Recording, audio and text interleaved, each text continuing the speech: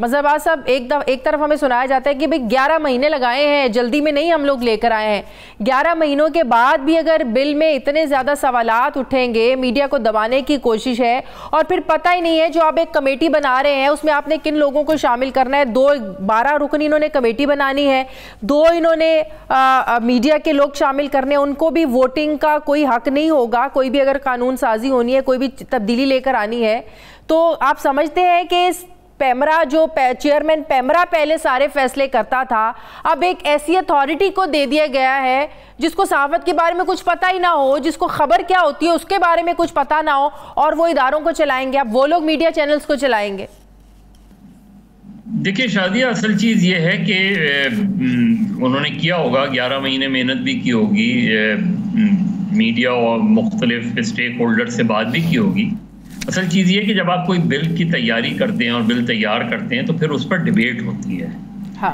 अब जिस तरह अभी नफीसा शाह साहिबा का, नफीसा शाह साहिबा जो है वो जर्नलिस्ट रही हैं, उन्होंने मादी में न्यूज़ लाइन वगैरह के लिए जो है आर्टिकल वगैरह लिखा करती थी। अगर उन्होंने इतराज़ क्या किया है, उन्होंने कहा जी बिल हमें तो दिखाया ही नहीं गया। तो अगर आपने बिल को डिबेट ही नहीं किया, मैं उसके कंटेंट के ऊपर बाद में आता हूँ। चीज़ ये कि इस पर जब भी आप कोई इतना संजीदा लेकर आते हैं तो हम उस पर डिबेट नहीं करते। आप 2016 में जब पैका ऑर्डिनेंस आया था तो पैका ऑर्डिनेंस के साथ भी ये प्रॉब्लम थी। उस वक्त भी पार्लियामेंटेरियंस ने ना उसको स्टडी किया था, ना उस पर डिबेट हुई थी, पास कर लिया। जब प्रॉब्लम्स आई, जब लोग पकड़े जाने लगे, शोर मचा, तो फिर ये सामने आई चीज़ें कि आपने चीज़ों को पढ़ा ही नहीं था। तो हमें तो छोड़ दें कि हमने वो बिल पढ़ा है नहीं पढ़ा जो हमसे कह रही है मिनिस्टर ऑफ इंफॉर्मेशन, लेकिन क्या पार्लियामेंट के लोगों ने पढ़ा है ये बिल? मैं चैलेंज करता हूं, पार्लियामेंट के 10 लोग बताएं कि जिन्होंने ये बिल पढ़ा हो, संजीदगी से पढ़ा हो। तो असल चीज़ ये होती है, जब आप कोई बिल लेकर आते हैं तो आप उस पर फिर डिबेट करवाते हैं। उसमें बहुत सी चीज़ें होती हैं, बहुत से पॉइंट, क्योंकि सब लोग तो कमेटी का हिस्सा नहीं होते। कमेटी उसको रिकमेंड करती है, फिर डिबेट होती है, फिर सेनेट में डिबेट होती है। जल्दबाजी बिल बनाने में नहीं हुई।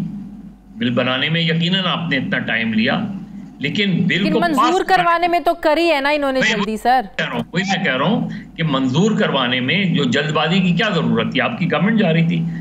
आप बिल प्रेस कॉन्फ्रेंस में पेश करते हैं कि हमने ये बिल तैयार किया है, हम इस पार्लियामेंट से भी मंजूर करवा सकते थे, लेकिन हम बेहतर समझते हैं कि आने वाली पार्लियामेंट जो है इस पर डिबेट करे और इसको वो करे, खत्म हो जाती बात।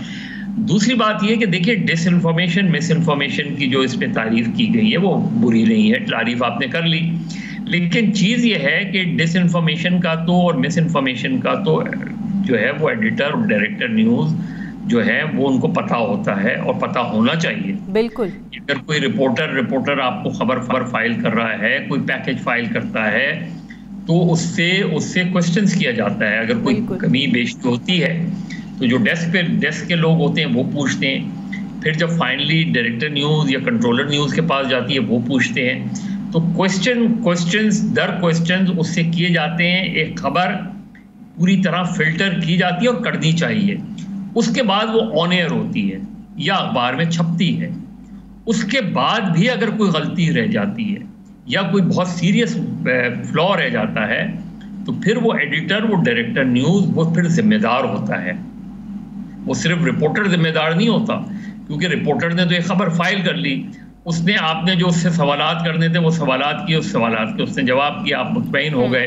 और तो आप नहीं चलाते उसका, ना पैकेज चलाते, ना उसका बीपर करते, ना आप उसकी रिपोर्ट चलाते।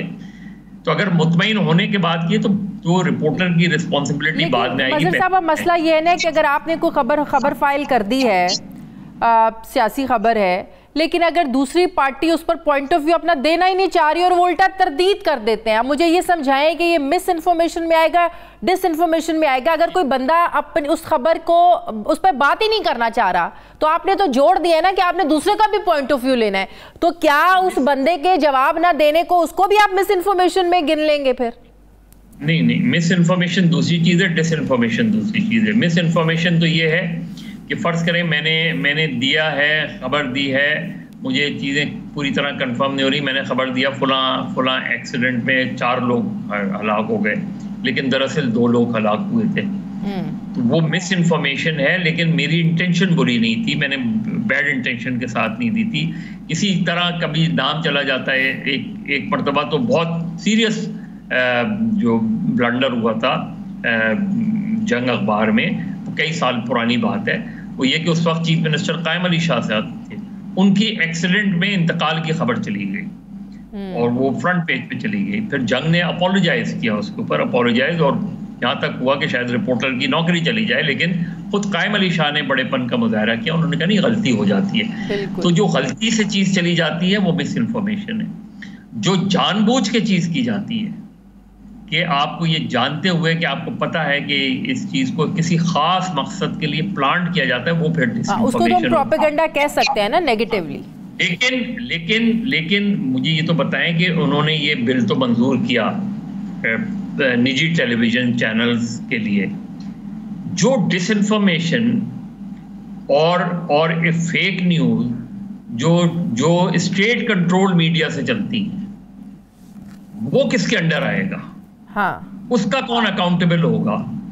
जो 24/7 पीटीवी या रेडियो पाकिस्तान से चीजें चलती हैं, उसको कौन अकाउंटेबल करेगा? आप ले आए उसको भी इसी के उसमें ले आए। दूसरी सबसे अहम बात जो है, जो मिनिस्टर ऑफ इंफॉर्मेशन को समझनी चाहिए, या जब इन्होंने ये थी तो दोनों तरफ से चीजें आनी चाहिए थी, वो थी कि पैमरा की अपनी रीऑर्गेनाइजेशन, पैमरा को रीस्ट्रक्चर करने की जरूरत है, और रीस्ट्रक्चर करने की इस तरह जरूरत है कि पैमरा के चेयरमैन का अपॉइंटमेंट और काउंसिल ऑफ कंप्लेंट के मेंबरान का अपॉइंटमेंट, वो एक हाई पावर्ड कमेटी करना चाहिए, जिसको एक मरतबा जस्टिस नासिर असलम जायद साहब और जावेद जब्बार साहब की कमेटी ने रिकमेंड किया था 2013 में, सुप्रीम कोर्ट के कहने पर उनको अपॉइंट किया गया था। उन्होंने पूरी एक रिकमेंडेशन दी थी, उसमें उन्होंने लिखा था कि leader of the opposition, leader of the house national assembly,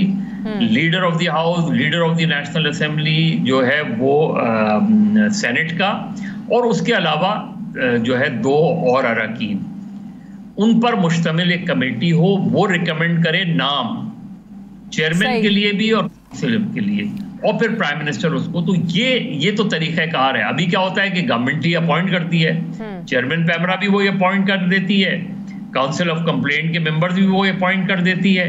तो उसकी एग्जीक्यूटिव से इसको हटना चाहिए। एक इंडिपेंडेंट पैमरा बॉडी बनाने के लिए जरूरी है कि सबसे पहले तो पैमरा का रीस्ट्रक्चर हो। लेकिन मज़हर साहब, इन अदर वर्ड्स हम ये कह सकते हैं कि अब आप आने वाली हुकूमतों को और अपने आप को अब आप ये इख्तियार दे रहे हैं कि आप चैनल्स का जो कंटेंट है उसको कंट्रोल कर सके, उसको काबू कर सके। कोई हुकूमत ये नहीं चाहती है कि कोई भी चैनल, कोई भी एंकर, कोई भी रिपोर्टर उस हुकूमत के जो फ्लॉज हैं उनको हाईलाइट करे, उस हुकूमत की जो नाकामियां हैं उसको हाईलाइट करें। कल को आप सोर्सेस पूछना शुरू हो जाएंगे, तो रिपोर्टर तो कोई अपना सोर्स नहीं बताता है। तो आप समझते हैं कि कल को चैनल्स का जो कंटेंट है, आप उसको अगर इतना ज़्यादा प्रेशराइज कर देंगे तो कैसे एंकर्स प्रोग्राम करेंगे, कैसे आप बुलेटिन में सच बोलेंगे? आप तो हर चैनल को पीटीवी बनाना चाह रहे हैं। नहीं शादिया, 2 चीजें। देखिए, एक तो ये ठीक है कि कोई रिपोर्टर ना सोर्स बताता है, ना बतानी चाहिए। हाँ। लेकिन अगर किसी खबर की तरदीद हो रही है, अगर किसी खबर को कोई भी पार्टी हो जिसके खिलाफ आपने खबर दी है, वो पार्टी इस चीज को चैलेंज कर रही हो, तो उसका तरीका ये कि रिपोर्टर की बर्डन तो रिपोर्टर के ऊपर आएगा, और रिपोर्टर के ऊपर इसलिए आएगा कि फिर अपनी स्टोरी पे स्टैंड करना रिपोर्टर का काम है। हाँ। फिर अगर वो खबर चैलेंज हो रही है, तो फिर रिपोर्टर के पास उसके एविडेंस होना लाजमी है। डेफिनेटली रिपोर्टर स्टैंड करता है तो वो फिर उसके ऊपर या तो वो अपोलोजाइज कर ले, गलती मान ले कि जी हाँ मैंने गलत खबर दे दी। लेकिन अगर वो कहता है मैंने खबर दी, तो उससे जराए नहीं पूछे जा रहे, लेकिन उस खबर के सिलसिले में ऑथेंटिसिटी की जिम्मेदारी फिर उस रिपोर्टर की है कि वो आए और अपनी खबर को प्रूव करे और फिर उनको काउंटर करे। दूसरी चीज जो बहुत अहम है, जो हम दुनिया भर की मिसालें मिनिस्ट्री ऑफ इंफॉर्मेशन दे रही थी, सबसे इंपॉर्टेंट दुनिया में जो चीजों को कंट्रोल किया गया है वो स्ट्रॉन्ग डिफेमेशन लॉ के तहत किया गया। yes. आप तक इज्जत के कवानीन को बेहतर बनाए, 2002 के कवानीन को और बेहतर बनाए। उसमें हालांकि उसमें 1 महीने के अंदर फैसला होना था, उसमें चाहे हैवी फाइन लगाएं, उसका मैकेनिज्म बेहतर करें, उस कानून को बेहतर करके जब हतक इज्जत का कानून सख्त होगा ना, तो मैं कोई भी चैनल, कोई भी अखबार 10 मरतबा सोचेगा किसी खबर को देने से। बिल्कुल सही। आप उसको बेहतर बना दें, चीजें बेहतर हो जाएंगी। आप कैमरा को रीऑर्गेनाइज करें, रीस्ट्रक्चर करें, चीजें बेहतर हो जाएंगी। सही। आप एडिटर का इंस्टीट्यूशन बहाल करें, एडिटर्स की जिम्मेदारी लगाएं, डायरेक्टर न्यूज की जिम्मेदारी हो, उनको अथॉरिटी दें, चीजें बेहतर हो जाएंगी। सही। तो जिम्मेदारी सबकी मिलकर है। बहुत अच्छी बात है कि मीडिया वर्कर्स के लिए बात की गई है सैलरीज के हवाले से। बिल्कुल, ये अच्छा पॉइंट है। 2 महीने क्यों? हर महीने उसकी, यानी अगर मुझे 1 महीने बाद तनख्वाह नहीं मिल रही, तो हमारे बेशुमार ऐसे वर्कर्स हैं जिनको अगर आप 1 महीने में सैलरी नहीं देंगे तो उनके घर के चूल्हे नहीं जलते। Very true. तो असल चीज ये कि उनको तो, ये तो कानून है, मुल्क का कानून है। बिल्कुल सही। आप अगर वो दिया तो उसको फौरी तौर, तो चीजें बेहतर हैं। इसको मजीद जल्दबाजी में करने के बजाय और चीजों को बेहतर बनाया जा सकता है।